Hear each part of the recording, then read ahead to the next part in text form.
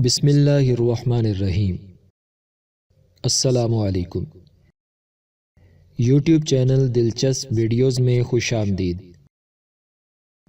دوستو، اگر آپ نے ابھی تک ہمارا چینل سبسکرائب نہیں کیا تو پلیز ہمارا چینل سبسکرائب کریں اور بیل کے بٹن کو لازمی دبائیں تاکہ آپ کو ہماری نئی آنے والی ویڈیوز سب سے پہلے مل سکیں۔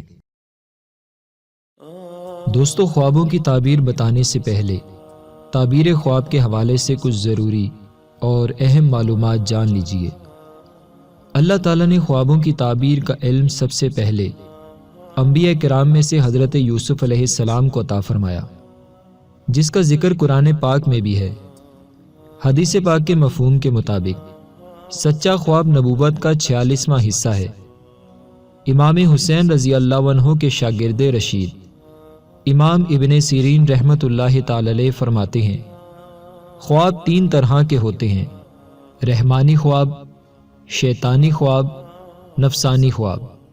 ان میں سے تعبیر صرف رحمانی خواب کی ہوتی ہے، باقی شیطانی اور نفسانی خواب کی تعبیر نہیں ہوتی۔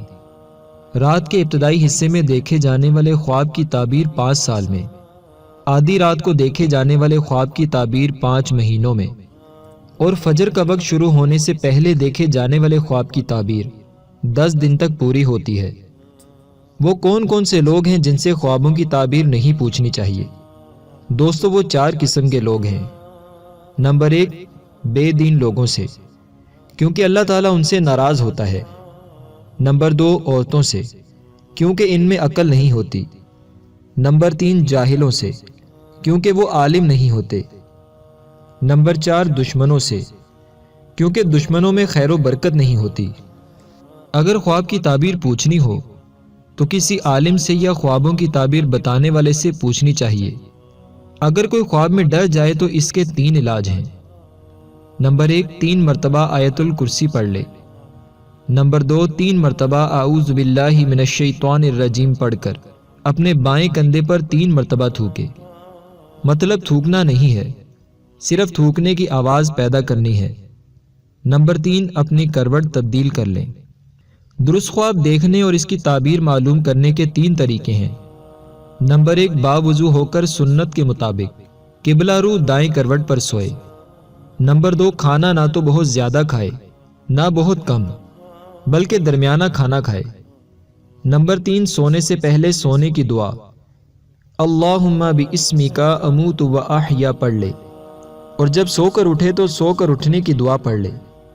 تو دوستو، تعبیر خواب سے متعلق یہ کچھ ضروری معلومات تھی۔ اگر آپ کو کوئی چیز سمجھ میں نہ آئے یا خواب کی تعبیر کے حوالے سے کچھ پوچھنا ہو تو کمنٹ باکس میں آپ اپنی رائے کا اظہار کر سکتے ہیں۔ تو آئیے آج کے خواب کی تعبیر سنتے ہیں۔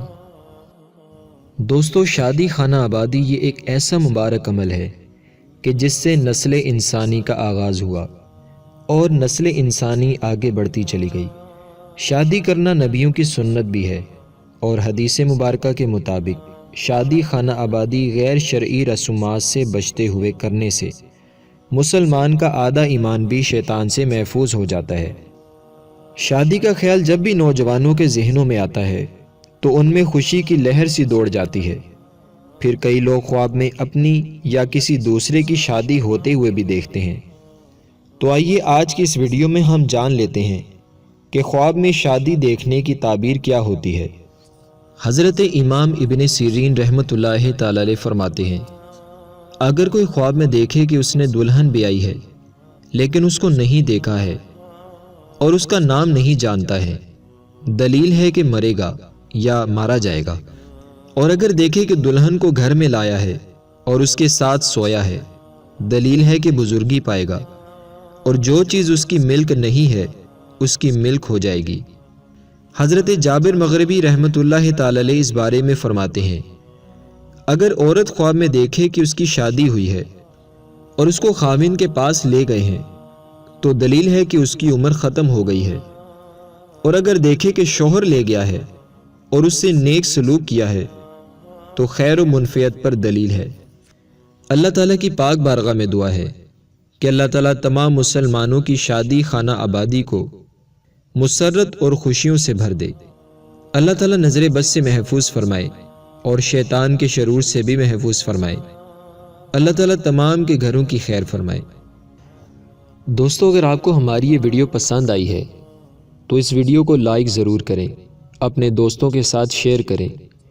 ویڈیو کے نیچے لال رنگ کے بٹن کو دبا کر ہمارے چینل کو سبسکرائب کریں اور ساتھ ہی ساتھ بیل کے بٹن کو بھی دبائیں تاکہ آپ ہماری نئی آنے والی ویڈیو سے باخبر رہیں۔